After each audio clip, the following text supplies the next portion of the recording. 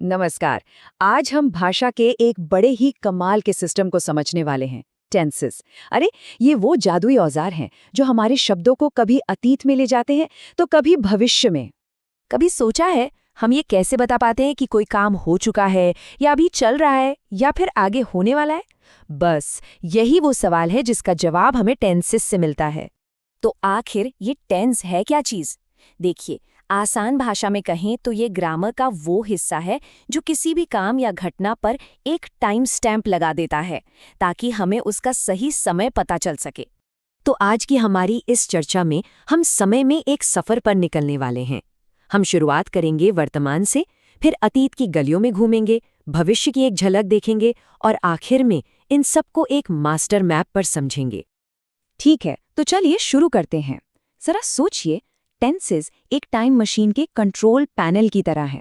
इसी से हम तय करते हैं कि हमें अपनी बात को समय में कहाँ ले जाना है। अब इस कंट्रोल पैनल के दो मेन हिस्से हैं।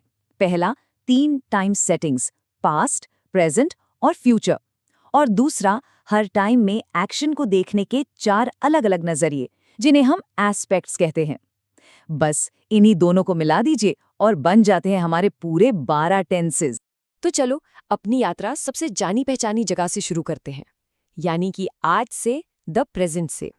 सिंपल प्रेजेंट का इस्तेमाल उन बातों के लिए होता है जो या तो हमेशा सच होती हैं, जैसे कि कोई साइंटिफिक फैक्ट, या फिर जो हमारी रोज की आदतें होती हैं, जैसे पृथ्वी सूर्य के चारों ओर घूमती है, ये एक सच्चाई है। और वह एक पत्र लिखती है, ये शायद उसकी आदत है। अच्छा, जब कोई काम ठीक उसी वक्त हो रहा हो जब हम उसके बारे में बात कर रहे हैं, तो उसके लिए प्रेजेंट कंटिन्यूस का इस्तेमाल होता है। मतलब एक्शन अभी खत्म नहीं हुआ, वो चल रहा है। जैसे वह एक पत्र लिख रही है, यानी लिखने का काम अभी भी जारी है। अब ये मजेदार है। यहाँ हम अतीत को वर्तमान से जोड़ते हैं। ये टेंस उन कामों के लिए है जो हो तो चुके हैं, पर उनका असर या कनेक्शन अभी भी महसूस हो रहा है। सोचिए, किसी ने दीवार पर पेंट किया। काम तो खत्म हो गया, पर पेंट अभी भी गीला है, उसका असर वर्तमान में है ना? बस वैसे ही उसने एक पत्र लिखा है का मतलब है कि पत्र अब लिखकर तैयार है। इसमें सारा जोर काम की अवधि यानी ड्यूरेशन पर होता है। कोई काम अतीत में शुरू हुआ और बोलते समय भी चल रहा है। इसमें ये बताना जरूरी हो जाता है कि काम कब से या कितनी देर से हो रहा है। जैसे वह सुबह से एक पत्र लिखती आ रही है। तो चलिए अब टाइम मशीन का गियर बदलते हैं और अपने अगले पड़ाव पर चलते हैं। देखते हैं कि भाषा उन घटनाओं को कैसे संभालती है जो पहले ही खत्म हो चुकी हैं। सिंपल पास्ट का काम एकदम सीधा साधा है। अतीत की कोई घटना जो पूरी तरह खत्म हो गई, उसे बताना। इसका आज से कोई लेना देना नहीं। जैसे उसने एक पत्र लिखा, बस बात खत्म। पास्ट कंटिन्यूअस हमें अतीत के किसी खास पल में ले जाकर एक तस्वीर दिखाता है कि उस वक्त क्या हो रहा था। ये किसी कहानी का बैकग्राउंड सीन बनाने जैसा है। जैसे जब मैं घर पहुंचा, वो एक पत्र लिख रही थी, मतलब मेरे पहुंचने के वक्त लिखने का काम चल रहा था। यहाँ सबसे जरूरी बात है घटनाओं का क्रम। जब अतीत में 2 काम हुए, तो ये कैसे पता चले कि कौन सा काम पहले हुआ? भाई, यही तो पास्ट परफेक्ट का काम है। इसे अतीत का भी अतीत कहते हैं।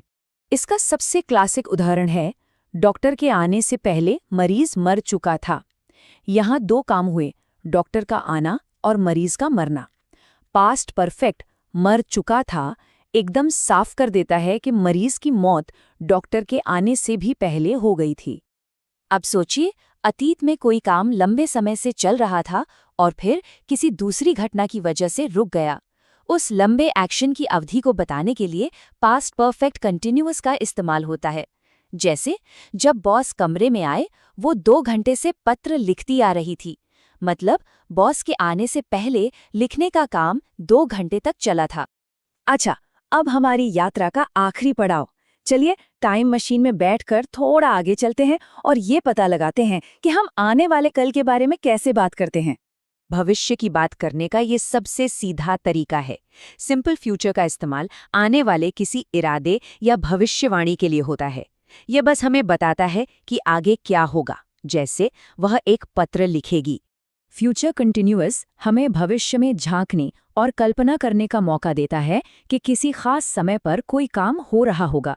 जैसे कोई सोचे कल इस समय मैं सफ़र कर रहा हूँगा, बिल्कुल वैसे ही वो एक पत्र लिख रही होगी, मतलब भविष्य के उस पल में एक्शन जारी रहेगा। इसकी मदद से हम भविष्य में एक डेडलाइन सेट कर सकते हैं और बता सकते हैं कि उस समय तक कोई काम पूरा हो चुका होगा। जैसे अगले सोमवार तक वो एक पत्र लिख चुकी होगी, यानी सोमवार आने से पहले ही लिखने का काम खत्म हो जाएगा। ये टेंस थोड़ा एडवांस जरूर है, पर इसका लॉजिक भी ड्यूरेशन पर ही टिका है। हम भविष्य के किसी पॉइंट पर खड़े होकर ये बताते हैं कि उस समय तक कोई काम कितनी देर से चलता आ रहा होगा। जैसे अगले महीने तक उसे पत्र लिखते हुए पूरे 5 साल हो चुके होंगे। सारा जोर भविष्य के उस एक्शन की अवधि पर है। तो अब जब हमने हर टाइमलाइन की सैर कर ली है, तो चलिए जूम आउट करते हैं और पूरी तस्वीर को एक साथ देखते हैं।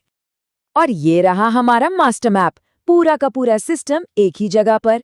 यहाँ एकदम साफ दिखता है कि कैसे 3 समय और 4 नजरिए मिलकर भाषा को समय में यात्रा करने की एक अनोखी शक्ति देते हैं। हर टेंस का अपना एक खास मकसद, एक खास काम है। तो समय में यात्रा करने का ये नक्शा अब हमारे सामने है। ये सिर्फ ग्रामर के कुछ नियम नहीं है, बल्कि ये कहानी सुनाने, योजना बनाने और अपने विचारों को बिल्कुल सटीक ढंग से पेश करने के शानदार औजार हैं।